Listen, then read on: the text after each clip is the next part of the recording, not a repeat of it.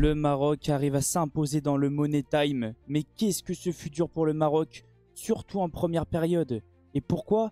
Parce que le Niger a regardé droit dans les yeux les Marocains. Et sincèrement, félicitations au Niger. Salut à tous les frérots, j'espère que vous allez bien et que tout se passe pour le mieux de votre côté. On se retrouve aujourd'hui pour une nouvelle vidéo. Je vais vous débriefer le match Niger-Maroc. Mais avant que la vidéo commence, merci à tous ceux qui vont liker, commenter, partager et s'abonner. C'est grâce à vous que j'en suis là. Je vais commencer directement cette vidéo en parlant du Niger parce que pour moi, il mérite qu'on parle d'eux. Ils ont fait vraiment un match très intéressant. Ils ont regardé droit dans les yeux les Marocains. On s'y attendait pas, mais le Niger a tout de même répondu présent. En première mi-temps, c'était assez compliqué pour le Maroc, je dirais. Très moyen. Il y a juste eu une grosse frappe, une frappe dangereuse. Je crois que c'est une frappe d'Aguerd qui finit sur le poteau, mais sinon, c'était très timide. Et le Niger avait un plan, on l'a ressenti. Et les Marocains, en seconde période, début de seconde période, sont tombés dans le piège directement. Alors si je dis pas de bêtises, c'est un ballon qui rebondit dans tous les sens en mode baby-foot. Et là, je me suis dit, waouh, ça va être compliqué pour les Marocains parce que le Niger, c'est pas catastrophique. Ils répondent clairement présents. Et défensivement, depuis le début du match, ils tiennent. Heureusement que le Maroc a de très bonnes qualités individuelles. On le ressent au niveau de Saïbari, El Khanous. Par contre, on va parler d'un truc, on va parler du coach qui pour moi fait les changements une nouvelle fois trop tard ou même qui met une composition qui fait énormément parler. On va voir ça juste après. Le coach, c'est un peu comme Didier Deschamps. Il met tout le temps la même équipe alors qu'il a des jeunes cracks sur le banc.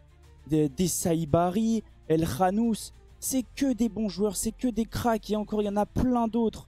Sahraoui et tout ce que vous voulez. Le banc marocain est rempli de talent. Et ben non, une nouvelle fois, il met la même équipe. Mais le Maroc arrive tout de même à s'imposer 2-1 dans les dernières secondes à la 92e minute. Les entrées ont fait du bien.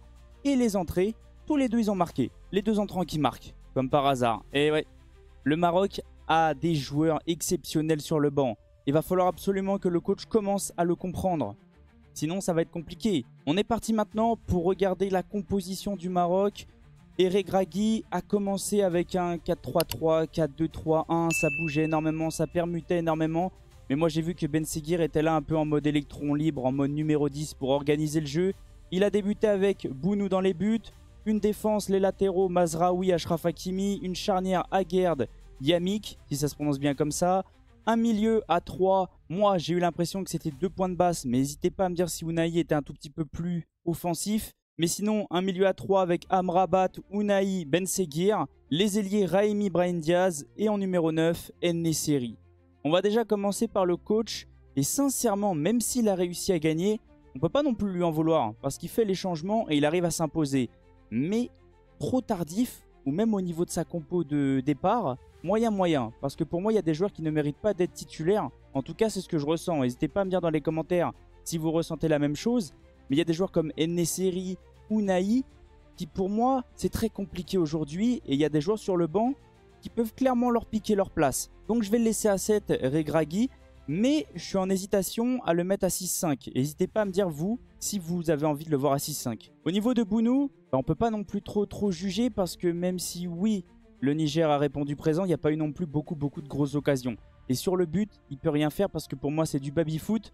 Donc je vais le laisser à 7. Au niveau de la défense, ça va. Ils ont quand même réussi à tenir. On ne peut pas non plus leur en vouloir. Mais méfiance parce que des fois, j'ai l'impression qu'il y a des manques d'attention. Je ne sais pas si je les laisse à 7. Hakimi, j'ai envie de le mettre à 7-5 parce qu'encore une fois, il court partout et il fait un bon match. Mazraoui, ça reste solide. Je vais le laisser à 7. La charnière, ça va. Et surtout, j'ai beaucoup aimé la frappe de Aguerd. En première période, la prise d'initiative est exceptionnelle. Sa frappe pied gauche qui va se loger sur le poteau. Si elle est dedans, c'est la même. Au niveau du milieu, alors peut-être qu'on va pas être d'accord. Ounahi, j'ai pas aimé son match. N'hésitez pas à me dire si vous ressentez la même chose. Je vais le mettre à 6. Je vais pas non plus mettre une note catastrophique. Au niveau de Amrabat, il y en a qui n'ont pas aimé. Moi, je dirais que ça va. C'est surtout un joueur qui équilibre énormément cette équipe-là. En fin de match, j'ai trouvé que c'était un petit peu mieux. Je crois qu'il est à l'origine d'un but. 2 passes clés, 2 passes exceptionnelles en très peu de temps. Dès que les remplaçants sont rentrés, Amrabat, c'était plus du tout le même joueur. Donc je vais le laisser à 7. Ben Seguir, il y en a beaucoup qui vont le critiquer. Moi, j'ai envie de le mettre à 7-5. Parce que même si oui, c'était compliqué, il arrive quand même à créer des occasions. Il arrive à faire mal à l'adversaire. Raimi, un tout petit peu en dessous. N'hésitez pas à me dire si vous ressentez la même chose. Pour En-Nesyri, pareil. un petit peu en dessous. J'ai pas trop aimé. Et Brahim Diaz, je vais le laisser à 7 parce que j'aime beaucoup ce joueur. Au niveau des changements, Regragui a fait sortir 5 joueurs. Il a fait sortir Raimi, En-Nesyri, Ben Seguir, Unai et Brahim Diaz. Et au niveau des entrées, il a fait rentrer Abdé, qui a fait une très belle entrée et j'ai envie de le mettre à 7,5. Il a apporté énormément de danger. C'était très intéressant son entrée. Il a fait rentrer Igaman, je ne l'ai pas vu. Je ne l'ai pas du tout vu. N'hésitez pas à me dire si vous ressentez la même chose. El Khanous, c'est vraiment un plus pour cette équipe. Au milieu, il apporte énormément. Il est buteur. Il est buteur. Il est buteur et moi j'ai envie de le mettre à 8. Je vais lui mettre son petit but. Saibari, pareil. Et ça par contre, je vais vous le préciser et je vais vous le redire. N'hésitez pas à aller voir mes vidéos, mon mercato idéal et à chaque fois je le mentionne. Parce que pour moi, Saibari, c'est vraiment très fort. Et au milieu et même offensivement, mais qu'est-ce qu'il apporte? Je comprends pas pourquoi Regragui fait jouer des joueurs comme Unai alors que sur le banc, il a des Saibari ou même El Khanous. Donc Saibari, pareil, je vais le mettre à 8 parce qu'il est buteur. Et il a fait rentrer Targayin, si ça se prononce bien comme ça. N'hésitez pas à me dire au niveau de la prononciation des fois si je me trompe. Je le prendrai avec le sourire. Comme j'arrête pas de vous dire, j'aime bien apprendre des autres aussi. Rentrez trop tard, donc je ne peux pas juger. En tout cas, n'hésitez pas à me dire qu'est-ce que vous avez ressenti du match. Je pense que les supporters marocains étaient en panique totale. C'est compréhensible parce que ça s'est fini dans le Money Time. Mais le Maroc a un pied et 4 orteils en Coupe du Monde. Donc sincèrement, le plus dur est fait. Félicitations aux Marocains et même félicitations au Niger pour le match qu'ils ont proposé.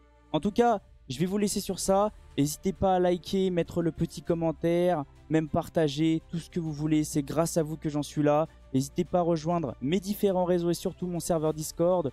On se retrouve demain, bien sûr. Je vais vous débriefer le match du Sénégal. Je vous l'ai promis, je vais le faire. Passez une excellente soirée et on se retrouve très vite. Ciao les potes et à demain.